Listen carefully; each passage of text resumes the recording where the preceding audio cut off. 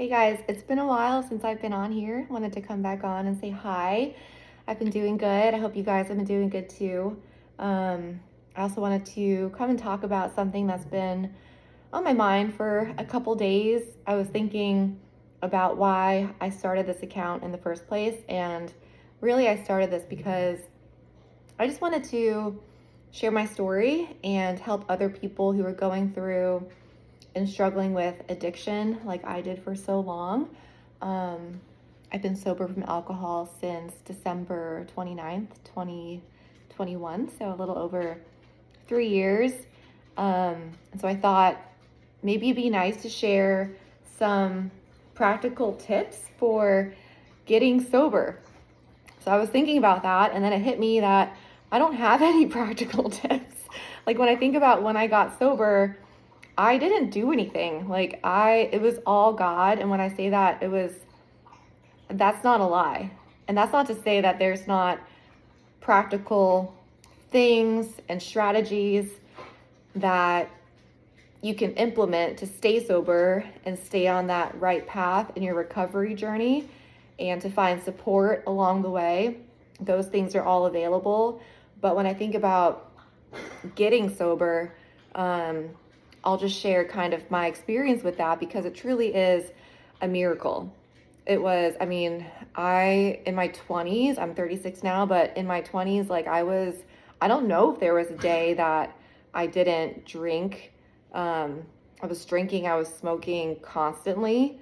Like I would wake up and start drinking. I would drink before work. I would drink on the job, after work.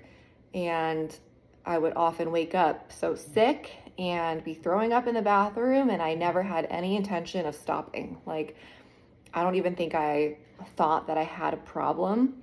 It was just what I was gonna continue to do, and I don't think I saw anything wrong with it. And even when I did realize, it was affecting me in different ways, it was affecting my relationships. It cost me friendships, cost me relationships, led to lots of bad decisions and getting in trouble in all kinds of ways. And I just kept on doing the same thing over and over again. And it wasn't until I was in my early 30s that, it didn't just happen overnight. This was like the result of years and years of my behavior. But I woke up and I was in this place of just complete loneliness and darkness and hopelessness. I was angry all the time, and I couldn't really even explain why. I pretty much lost all the friendships that I had. I didn't have one person that I could call if I was in trouble or if I needed to talk to someone. And I think it just took, for me, getting to that place, my rock bottom, to do something about it. And even then, I didn't turn to God at that point. I wasn't seeking God or crying out to him at that point. I was raised by a Christian mother, but at that time, I had already walked away from God. I wasn't in the Word. I wasn't praying, any of that. It was the end of December, and I thought, I had tried to stop drinking multiple times that year, but wasn't able to do it. And I told myself I was gonna do a dry January. Let me just try and go a month without drinking. I wasn't like, I'm gonna cut out alcohol. I'm gonna find help. I just wanted to go a month.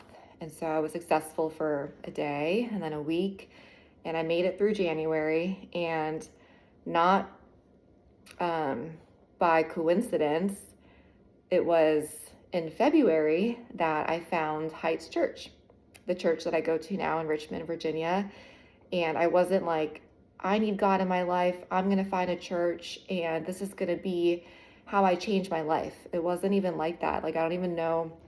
I think it was, the prayers of my mom primarily and the Holy Spirit working in me in my life that I just searched for a local church and found one that I decided to check out online and then in person.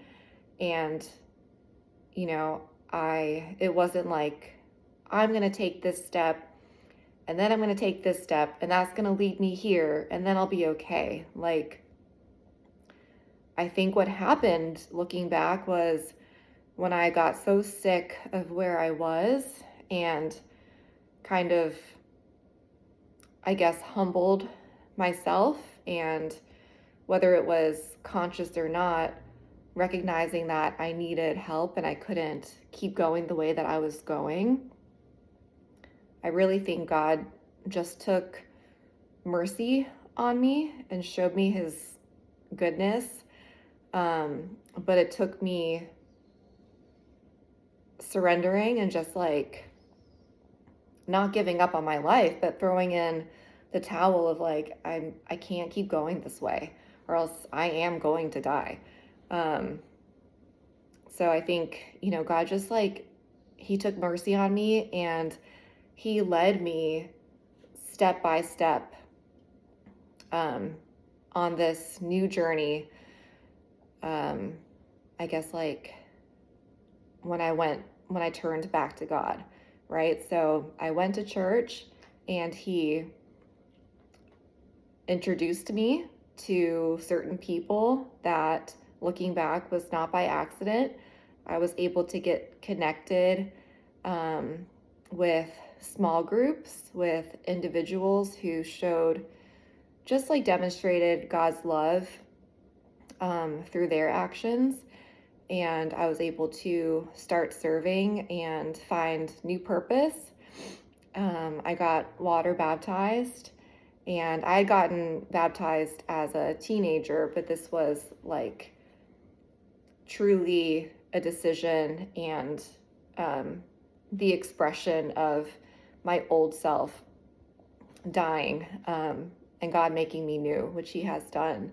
So all that to say, like, none of that was my own. I didn't have this plan of how it was going to happen. And I share that because I want to encourage you too, if you're in that place and you're struggling with addiction and you're like, I know I don't want to be here, but I don't know how to get to where I want to be. I just want to encourage you that it's okay if you don't have it all figured out. There's no way you can have it figured out because that's God's plan, right? So it's okay if you don't know how you're going to get out of darkness or your rock bottom and how you're going to get to the right path and how you're going to get clean and stay sober, because I know that when you're in that place, it seems impossible. So I just want to encourage you to take that first step to surrender, to humble yourself and to call out to God and ask him for his mercy and ask him to show you his miracles in your life and to work in you so that you